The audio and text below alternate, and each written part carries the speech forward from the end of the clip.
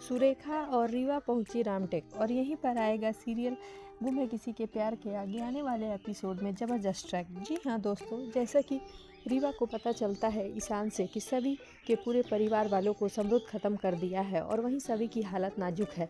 जैसे ही सुरेखा से रीवा बताती है तो सुरेखा को वहीं दुख जाहिर करती है कि हाँ सभी के साथ बुरा हुआ, लेकिन इस वक्त हमें रामटेक ईशान के पास जाना चाहिए क्योंकि वो सभी के लिए ईशान कुछ भी करेगा और मुझे हर हाल में ईशान को वहाँ से वापस लाना है। जिस पर रीवा मना करते हुए नजर आती है।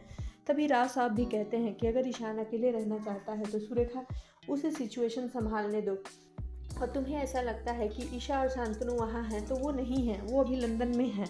वहीं राव साहब की भी बात सुरेखा नहीं मानती और रामटेक जाने के लिए रेडी हो जाती है, जिसके साथ रीवा भी चली जाती है। वहाँ पहुंचकर सभी की हालत देख रीवा बहुत इमोशनल हो जाती है और वहीं रुकने की जिद करती है।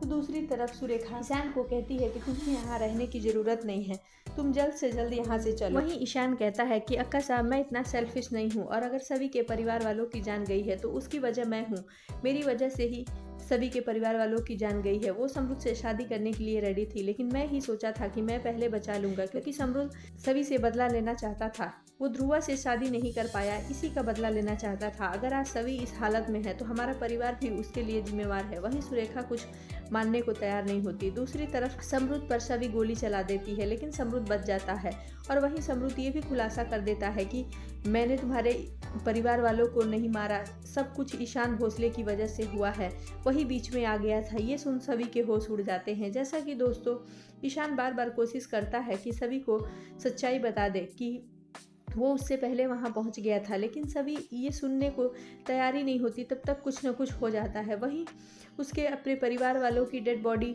ले जाती देख सभी बेहोश हो जाती है। उधर सभी को हॉस्पिटल में एडमिट करते हैं और जैसे ही रीवा से बात करने के लिए ईशान बाहर निकलता है, वो सभी पुलिस स्टेशन समृद्ध के पास चली जाती है और समृद्ध पर गोली चला देती है, लेकिन समृद्ध उससे पहले ही सभी को ईशान की सच्चाई बता देता है। ये सुन सभी परेशान हो जाती है और जैसे ही ईशान आता है और सभी को संभालने की कोशिश करता है, सभी उसे एक जोरदार तमाचा लगा देगी। जी हाँ दोस्तों, उधर शांतनु और ईशा को निशिकांत कॉल करके सारी चीज़ें बता देता है, जिसपे निशिकांत की बातें सुनते ही ईशा और शांतनु वहाँ से आने की टिकट कर लेते हैं और अगले ही दिन वो वहाँ पहुँच जाते हैं। और इधर सुरेखा की बात मानकर ईशान वापस नहीं आता पुणे और वो भी जिद करके रुक जाता है। और दूसरी तरफ रीवा भी ईशान के साथ वहीं रामटेक में रुक जाती है सभी का ध्यान रखने के लिए, क्योंकि सभी ईशान को नहीं देखना चाहती। वहीं रीवा सभी के साथ हॉस्पिटल में रुकती है और ईशान बाहर परेशान रहता है और तभी ईशा और शांतनु वहां आ जाते हैं। ईशा सभी की ऐसी हालत देख बहुत बुरी तरीके से टूट जाती है और वो सभी को पकड़कर फूट फूट कर रोती है। वहीं उसे रीवा भी संभालते हुए नजर आती है और कहती है कि ईशा मैम, अगर आप इस तरह सभी के सामने रोएंगी तो सभी को कौन संभालेगा, अब आपके अलावा सभी का इस दुनिया में है कौन।